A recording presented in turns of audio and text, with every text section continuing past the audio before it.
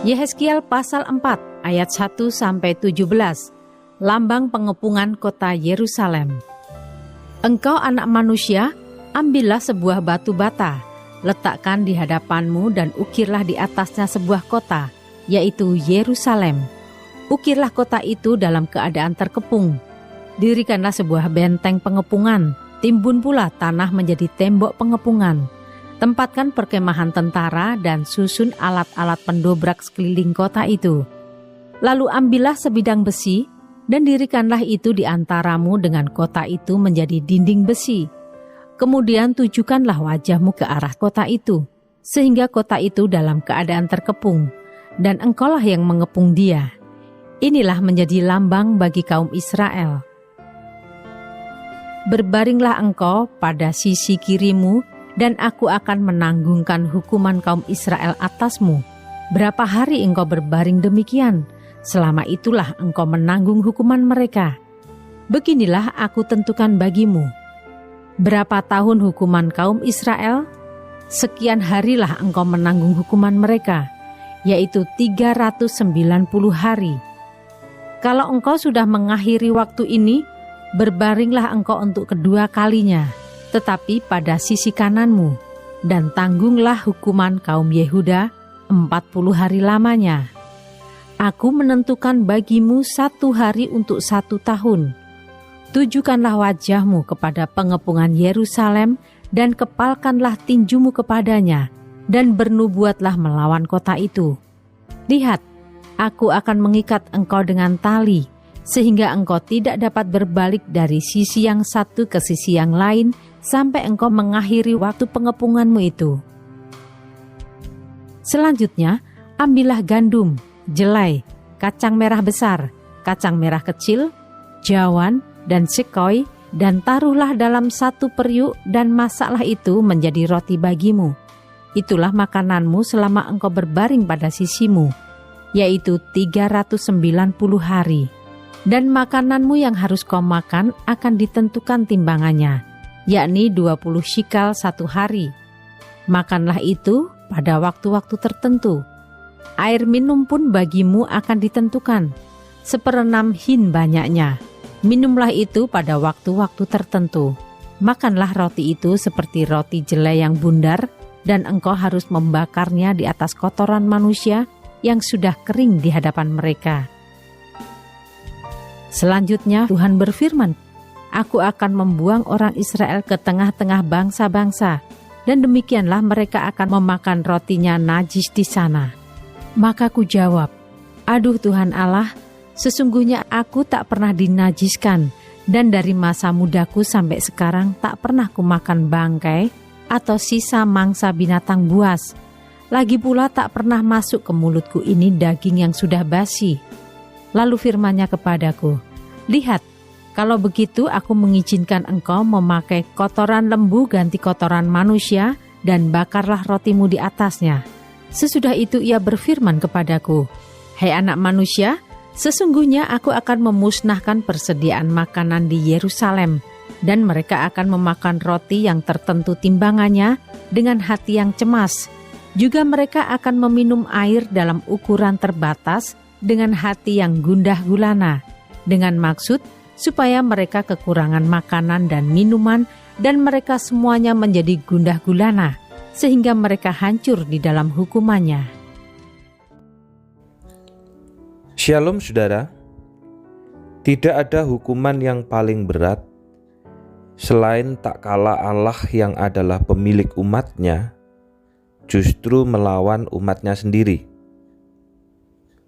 Inilah sebenarnya hukuman yang paling berat buat umat Tuhan. Nubuat penghukuman yang harus disampaikan Yehezkiel kepada umatnya, yaitu pengepungan Yerusalem dan pembuangan ke negeri musuh, dimulai dengan mengukirkan pada sebuah batu bata kota Yerusalem yang dikepung. Pesannya adalah bahwa Tuhan sendiri yang diwakili Yehezkiel akan melawan Yerusalem. Dan ini adalah hukuman yang paling berat. Karena Allah yang adalah pemilik umat, justru yang melawan umatnya sendiri. Karena kebebalan dan kekerasan hati mereka. Beberapa penekanan yang Tuhan nyatakan menggambarkan kondisi yang akan menimpa kota Yerusalem, saudara. Pertama, Yehezkiel diminta untuk memperagakan Yerusalem yang terkepung oleh pasukan musuh dengan ia berbaring ke kiri selama 390 hari dan ke kanan selama 40 hari.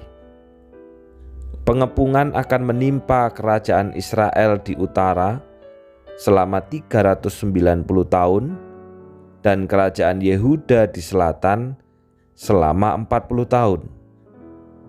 Kedua, Yehezkiel juga diminta untuk makan dan minum seperti saat kota dikepung, yaitu roti dari campuran biji-bijian seberat 280 gram dan air 1/6 hin atau 1 liter sehari. Umat yang dikepung akan mengalami kekurangan makanan dan penderitaan yang hebat. Ketiga, saudara, Yehezkiel disuruh membakar roti itu di atas kotoran manusia, suatu kenajisan besar bagi umat Tuhan, apalagi bagi Yehezkiel sendiri.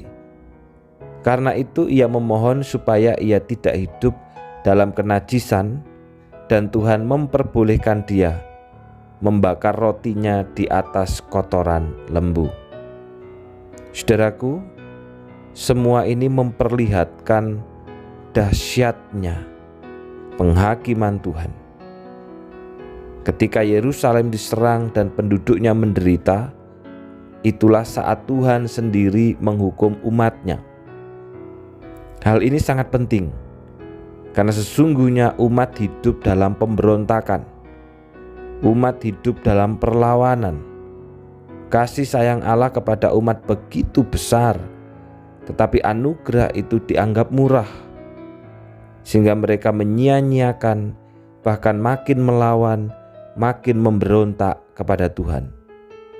Dan itulah yang menyebabkan kejatuhan dan kehancuran mereka di bawah penghukuman Tuhan. Saudara, mungkin kita berpikir bahwa Tuhan lebih beranugerah dalam masa perjanjian baru, karena sepertinya ia tidak lagi menghukum umatnya seperti masa perjanjian lama. Padahal saudara, hal ini seharusnya menyadarkan kita bahwa makin besar anugerah, maka makin tinggi standar hidup yang dituntut oleh Tuhan. Karena itu, jangan kita memandang rendah atau meremehkan anugerah yang diberikan Tuhan dengan terus hidup di dalam pemberontakan dan perlawanan. Anugerah adalah supaya kita hidup dalam kebenaran dan kekudusan. Jikalau Tuhan memberikan anugerah itu bagi kita, justru biarlah anugerah itu membuat kita untuk terus berjuang, berhenti berbuat dosa, membenci dosa, dan hidup di dalam kebenaran. Tuhan memberkati. Mari kita berdoa. Bapa yang di sorga, kami bersyukur Tuhan karena hari ini kami diingatkan kembali. Siapakah kami di hadapan-Mu Bapa? Kami adalah milik-Mu, kami adalah kepunyaan-Mu, dan Kau memberikan anugerah bagi kami. Kasih sayang dan kesetiaan-Mu begitu besar bagi kami. Tetapi seringkali kamilah yang tidak setia. Seringkali kami justru menganggap anugerah itu begitu murah, sehingga kami tetap hidup di dalam pemberontakan, hidup di dalam ketidaktaatan, hidup di dalam keberdosaan. Hari ini kami diingatkan Bapa, bahwa ketika Tuhan memberikan anugerah bagi kami, justru anugerah itu memberikan standar yang tinggi bagi kami untuk hidup di dalam kebenaran dan kekudusan. Ampuni kami Bapa, jikalau selama ini kami memandang bahkan meremehkan anugerah yang Tuhan berikan dengan terus hidup di dalam lumpur dosa. Tetapi hari ini kami diingatkan kembali bahwa ketika Tuhan memberikan anugerah yang besar, maka hidup kami dituntut untuk makin benar. Anugerah itu adalah supaya kami hidup di dalam kebenaran dan kekudusan, bukan di dalam keberdosaan. Tolonglah setiap kami Bapa, supaya kami bukan menjadi umat yang terus memberontak, yang terus melawan Tuhan, seperti umat pada masa itu. Tetapi sebaliknya, kami menjadi umat yang hidup dalam kebenaran dan kekudusan. Setiap perkataan Tuhan, itulah yang kami dengarkan. Isi hati Tuhan, itulah yang kami lakukan. Bapa yang di surga, secara khusus pada hari ini, hamba-Mu juga berdoa untuk kedua saudara kami, untuk Michael Chris Antono atau Acik yang tepat hari ini berulang tahun. Kami bersyukur untuk pemeliharaan Tuhan, untuk kasih sayang Tuhan di dalam kehidupannya. Hamba-Mu berdoa Tuhan untuk kesetiaannya kepada Tuhan, sekalipun jauh daripada orang tua, untuk menempuh pendidikan. Tetapi biarlah hatinya tetap setia dan terpaut kepada Allah. Hamba-Mu juga berdoa Tuhan untuk pergumulan Acik sebagai orang muda. Hamba-Mu percaya Tuhan telah menyediakan masa depan yang terbaik kepadanya. Tuntunlah dia, bimbinglah dia untuk menemukan masa depannya. Ketika berselancar di dalam kehidupan di dunia ini, biarlah kiranya naik turun kehidupan itu tidak mempengaruhi kesetiaannya, baik kepada Tuhan maupun kepada perjanjian. Demikian pula hamba-Mu berdoa untuk Ibu Selvia Halili yang juga pada hari ini berulang tahun Bapa. Biar kiranya juga Tuhan menolong Ibu Selvia, mengingatkannya akan cinta Tuhan, mengingatkannya akan kasih Tuhan, sehingga di dalam pergumulan dan kesulitan kehidupan tidak membuatnya menjauh daripada Allah, tetapi justru terus mendekat kepada Engkau. Karena kami hidup bukan hanya dari roti saja, tetapi dari setiap perkataan yang keluar dari mulut Allah. Bersama dengan Pak Iwan, biarlah kiranya Tuhan Kau berkati keluarga ini dengan berkat rohani yang dari sorga. Karena ketika kami mencari kebenaran Allah, kerajaan sorga dan kebenarannya, maka semuanya akan ditambahkan kepada kami. Terima kasih Bapa, inilah doa dan permohonan kami. Di dalam nama Tuhan Yesus kami sudah berdoa. Amin. Selamat ulang tahun untuk Michael Krisantono atau Acik. Teruslah setia dengan perjanjian. Demikian juga selamat ulang tahun untuk Ibu Selvia Halili. Kiranya Tuhan memberkati di dalam segala pergumulan dengan berkat rohani yang dari surga, dan juga teruslah setia kepadanya. Tuhan memberkati.